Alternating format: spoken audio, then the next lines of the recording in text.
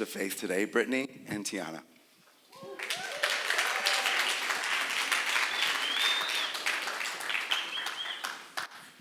Good morning, church. I remember being about 6 or 7 years old when the shift happened for me. The lens of how I saw life began to look for me from HD to VHS. If you all remember VHS, some of you younger kids probably won't. After that, I began to observe patterns, behavior of people in the world around me. I began to feel, no matter how surrounded by people, family, or loved ones, that I was on the outside of the business and shuffle of life looking in. The only thing I felt connected to and was unadulterated, that came gracefully without effort, was softball. On the field was where I belonged, but the summer of going into 7th grade when I was 12, everything changed. While the parents were downstairs celebrating the season, one of the older siblings introduced us to what we thought were diet pills. It was actually methamphetamines.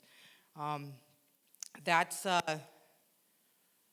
when I found something that slowed my mind down and brought me back into the fold.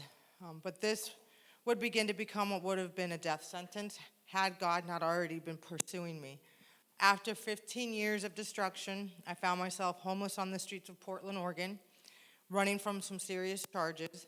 This is when I had my first divine encounter with the Holy Spirit, and ready to completely surrender to what were my consequences of those charges and to Him, I began seeking Him wholeheartedly, not letting go of His hem. My faith journey and relationship begun, and I'd like to say this is where my story began, my happy ending, but it's not. After a few years clean walking with Him and serving in ministry, I experienced loss and hurts within the ministry and burnout. This was a hard lesson to learn, that in ministry, people still are people and can and will hurt you just like anywhere else. So I began to step away from ministry, but just as much from God. Living and coping again, I found myself addicted, homeless again on the streets of Albuquerque. This time, fentanyl had me by its grips and knocking on death's door.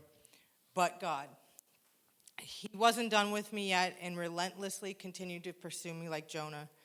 In the summer of 2023, I was given the opportunity to escape the hell I'd fallen back into.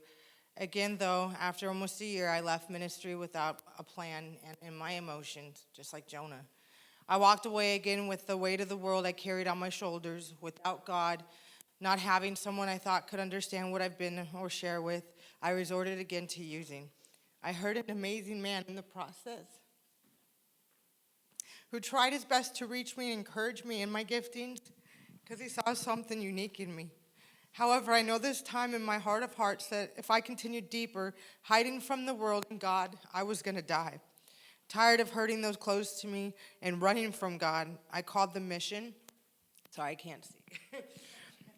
whose building had already been drawing my attention to for months. It's only been a few months, but God has placed me in a place of healing. I'm surrounded by other women in a safe place where I feel secure enough to talk about the traumas and experiences I've endured over the last couple of decades. This amazing man I also mentioned is here today to support me and still continues to encourage me. I don't know what exactly the future holds, but I felt a call to get my master's at Yale School of Divinity and bachelor's in political science. I know He's got a purpose for my life, and I refuse to give in to the noise and chaos of the world and become just another statistic. The verse I stand on in my life verse is Isaiah 41, 9 through 10. You whom I've called from the furthest regions and have chosen, not forsaken you, do not fear, be not dismayed, for I am your God, and I will uphold you with my righteous right hand. Thank you, church.